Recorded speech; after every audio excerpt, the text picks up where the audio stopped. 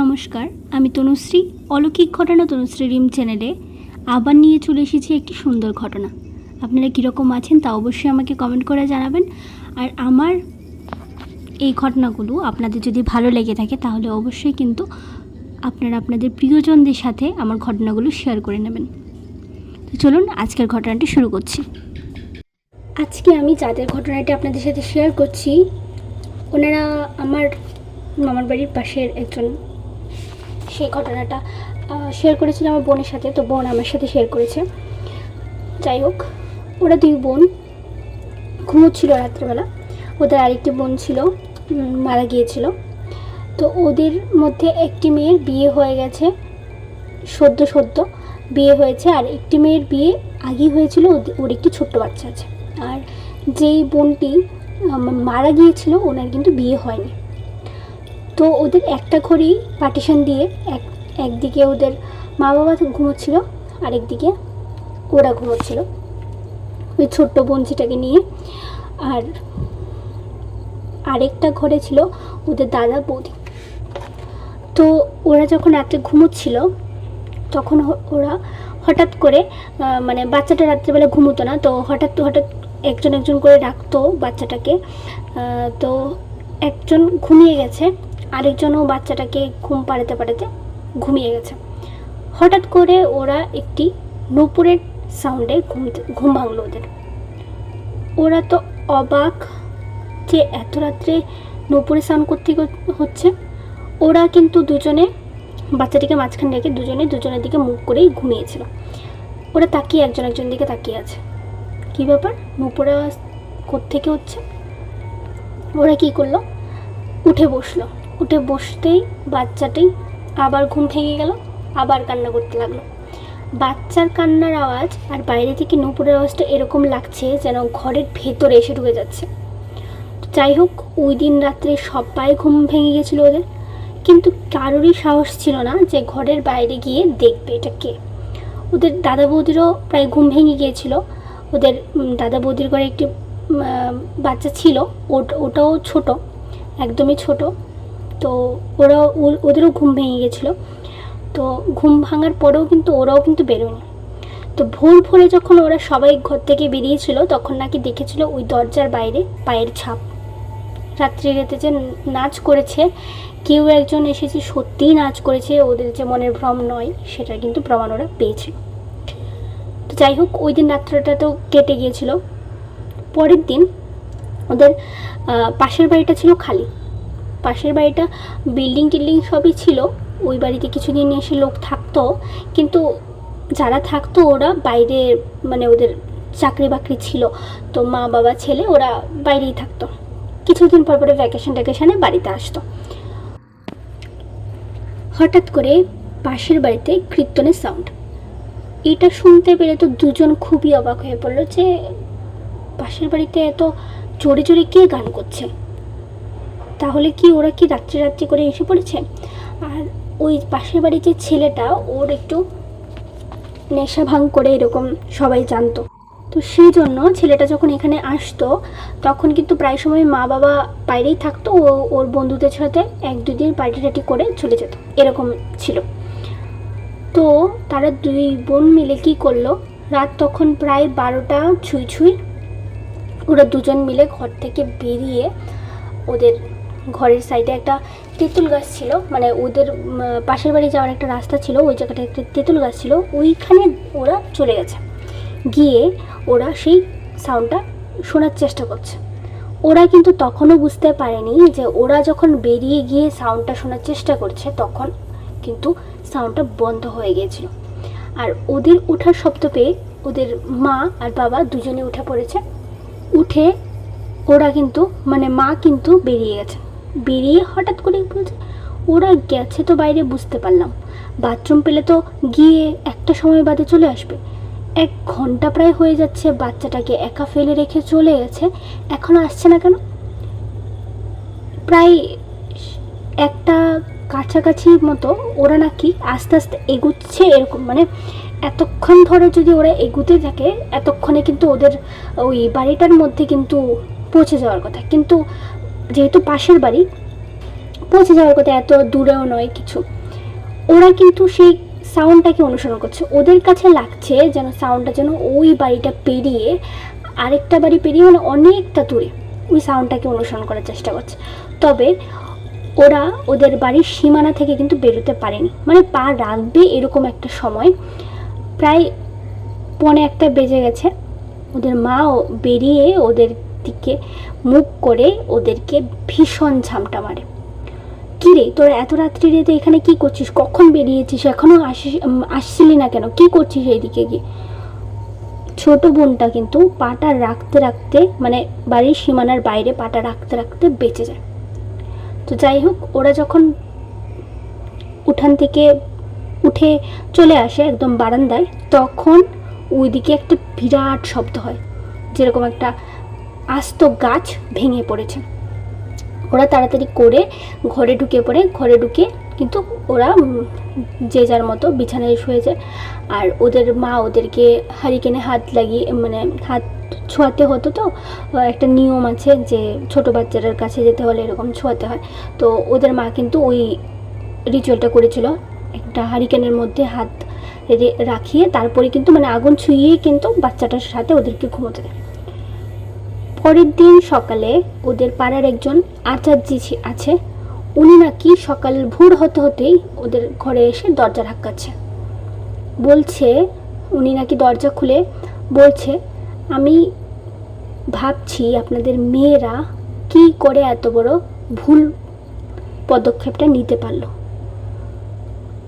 উনি তো অবাক যে আমার মেয়েরা কি করলো। তখন কিন্তু মেয়েরা অবাধে ঘুমোচ্ছে, বাচ্চাটিও ঘুমোচ্ছে, ওরা কিছু জানে না। তো ওদের মা বাবা দুজনেই উঠলো, বাইরে আসলো, আর ওই বৌদিটিও কিন্তু উঠে গেছে ওই সময়। তো বাইরে এসে ওই আচার্য থেকে জানতে পারলো উনি প্রত্যেক দিন রাত্রে 12টা থেকে ধ্যান করা শুরু করেন পরের দিন সকাল পর্যন্ত। তো উনি ধ্যান করছিলেন ওই রকম সময়ে পরশু দিন, মানে যেদিন নাচার সব আওয়াজ পেয়েছিল ওরা, যে কেউ একজন ওদের দরজার সামনে দাঁড়িয়ে নৃত্য করছে এরকম একটা সাউন্ড পেয়েছিল। ওই দিন ওদের ঘরের সামনে যে এসেছিল ওটা ওদের বোনই ছিল। তো ওই দিন ওরা চেয়েছিল যে ওদের মানে ওর 2 বোনকেও ও নিয়ে যাবে এরকম একটা চেয়েছিল, সেই জন্যই ওই রকম সাউন্ডটা শুনিয়েছিল। আর ওই পাশের বাড়িটি একটু হন্টেড আছে সেটা ওরাও জানতো, বিভিন্ন সময় বিভিন্ন রকম সাউন্ড ওরা ওখান থেকে পেত। তো ওই দিন ওর বোনই চেয়েছিল বাড়ির সীমানা থেকে বের করে ওদেরকে অনেক দূরে একটা নালা আছে সেখানে নিয়ে গিয়ে মেরে ফেলবে, এরকমটা চেয়েছিল। আর ও কিন্তু সফলও হয়ে যেত যদি ওর মা উঠে গিয়ে ওর 2 বোনকে না বাঁচাতো। আর ওর 2 বোনও কীভাবে ওই পদক্ষেপটা নিয়েছিল, ওদেরকে কীভাবে ম্যানিপুলেট করে এখান থেকে বের করে নিয়ে গিয়েছিল, সেটার জন্য কিন্তু ভীষণ মানে বকাঝকা করেছিল ওদের মাকে, যেহেতু ওদেরকে আগে থেকে চিন্তা একবারে যেহেতু, তো সেজন্য ওদেরকে অনেকটা বকাঝকাও করে। তো ততক্ষণে 2 বোন উঠে গেছে, 2 বোনকে অনেক বলা হয়, অনেক বলে বকে টকে অনেক মুখ ঝামটা দেওয়া হয়। তারপর বলেন যে যেহেতু তোমরা 2 রাত ওই মানে প্রথম রাতে তো সবাই শুনেছে, দ্বিতীয় রাতে ওরা শুধু একা শুনেছে, তো আজকে হচ্ছে কিন্তু তোমাদের তৃতীয় রাত যদি তোমরা পার করে নিতে পারো তাহলে আর তোমাদের কোনো মানে প্রবলেম থাকবে না, কোনো কিছু হবে না তোমাদের। কিন্তু এই তৃতীয় রাতেও যদি তোমরা কারো সাউন্ড শুনে ঘর থেকে বেরিয়ে যাও তাহলে কিন্তু তোমাদের আর কেউ বাঁচাতে পারবে না। এরকম একটা ধমকি সুরেই বলা যায়, অথবা চেতাবনী সুরেই বলা যায়, এরকম একটা বলে কিন্তু উনি চলে গেলেন। তো সারা দিনে তো 2 বোনকে ভীষণ বকাঝকা করা হয়েছিল, মা বাবা দাদা বৌদি সবাই বকেছে। তবে ওদের মাথায় কিন্তু সবার আগে একটা জিনিস এসেছে যে যার বাড়িতে পাঠিয়ে দেবে ওদেরকে। কিন্তু যে কোনো একটা কারণে বড় বোনটা বাচ্চাটাকে নিয়ে চলে যায়। ছোট যে বোনটা ছিল মানে মেজো বোন, বড় বোনটা তো মারা গেছে, মেজো বোনটা বাচ্চা নিয়ে এসেছিল আর ছোট বোনটা এখানেই ছিল। তো মেজো বোনটাকে বাচ্চা নিয়ে বাড়িতে চলে যায় ওটা, আর ছোট বোনটা এখানেই থাকে। যেহেতু ছোট বোনটা এখানে আছে তো ওকে একানা ঘুমোতে দিয়ে ওর মা ওর সাথে ঘুমিয়েছিল। রাতে নাকি ছোট বোনটাকে একদম ওর বড় বোনের গলায় এসে ডাকছে। আয়, বেরিয়ে আয়, বেরিয়ে তোকে একটা জিনিস দেবো। বড় বোনটার পার্টিকুলার কোনো একটা জিনিসে খুব লোভ ছিল, ওই জিনিসটা বলছিল যে এটা দেবো, বাইরে চলে আয়, এরকম বলে 3বার ডাক দেয়। তারপর বড় একটা চিৎকার ওর মেজো বোনের গলায় ও পায়, যেটা শুনে ও উঠে বসেছিল, কিন্তু ও হ্যাঁ না বা দিদি বলে কিছুই করেনি, মানে রিয়েকশনটা ওর মুখ থেকে বেরোয়নি, কিন্তু ও উঠে বসেছিল ওই চিৎকারটা শুনে। তারপর অনেকক্ষণ ধরে কেঁদেছিল। ওর মা কিন্তু ওর সাথেই ঘুমিয়েছিল, কিন্তু কোনো কিছু কিন্তু অনুভব করতে পারেনি, শুনেন উনি। তবে উনি ওকে আটকে রেখেছিলেন যে কোনো রকম মুখ থেকে কোনো রকম সাউন্ড বের করবি না, হ্যাঁ হ্যাঁ কিছু বলতে হবে না, চুপচাপ কিন্তু ঘুমিয়ে থাকবে। তো যাই হোক, এরকম করে তো ছোটো বোনের ওই রাতটা কেটেছিল। তো পরের দিন যখন মেজো বোনের বাড়ি থেকে খবর আসে, তখন জানতে পারে মেজো বোনের সাথে ঠিক সেই রকমই অবস্থা হয়েছিল। ওকে নাকি ওর ছোটো বোনের গলায় 2বার ডাক দেওয়াতেই ও নাকি উঠে বসে গিয়েছিল, সাউন্ড করেনি মুখে কোনো যে হ্যাঁ আসছি বা কিছু, উঠে বসে গিয়েছিল আর ও বেরোতে যাচ্ছিল। ওর শাশুড়ি নাকি ওকে ঘরের থেকে বেরোতে দিচ্ছিল, তো ধরেছে, তো বলছে কোথায় যাচ্ছ? তখন ও যেমন একটা ঘুরে আছে এরকমভাবে বলছে আমাকে ডাকছে, অমুক মানে ওর ছোটো বোনের নাম করে বলছে। তো বলছে এত রাতে, রাত বাজে 2টো, তোমাকে ডাকছে, কি বলছো? বলে ওকে বসিয়ে জল টল খাওয়ানো হয়। ওই জলে কিন্তু গঙ্গার জলও ছিল, ওকে বলা হয়নি যে গঙ্গার জল মিশানো জল ওকে খাওয়ানো হচ্ছে, কিন্তু গঙ্গার জলও ছিল। তো যাই হোক করে ওর বোন তো সেখানেই লুটিয়ে পড়ে, মানে ঘুমিয়ে পড়ে, একদিকে বলা যায় যে অজ্ঞান হয়ে গিয়েছিল, কিন্তু তখন ওরা ভেবেছিল যে ও ঘুমিয়ে পড়েছিল। যাই হোক, দুজনের কিন্তু বিপদ কেটে যায়, দুজনেরই একদম বিপদ কেটে যায়। আর ওর যে ওই আচার্যটা উনি বলেন যে আজকে ও আবার আসবে, আজকে ও আবার এসে আবার একটি কথা বলবে। আমি কালকে ধ্যানে বসে দেখতে পেরেছি যে ও অনেক চেষ্টা করেছে ওর 2 বোনকে নিয়ে যাওয়ার, কিন্তু পারেনি। তো আজকে এসে ও আবার চেষ্টা করবে কিছু একটা বলার বা কিছু একটা করার। তো আপনারা কিন্তু আজকে সাবধানে থাকবেন, যেটা বলবে, যেটা মনে হবে যে হ্যাঁ করতে পারবেন আপনারা, সেটার জন্য হ্যাঁ বলবেন, যেটা বুঝবেন যে পারবেন না সেটার জন্য কিন্তু না করে দেবেন ওকে।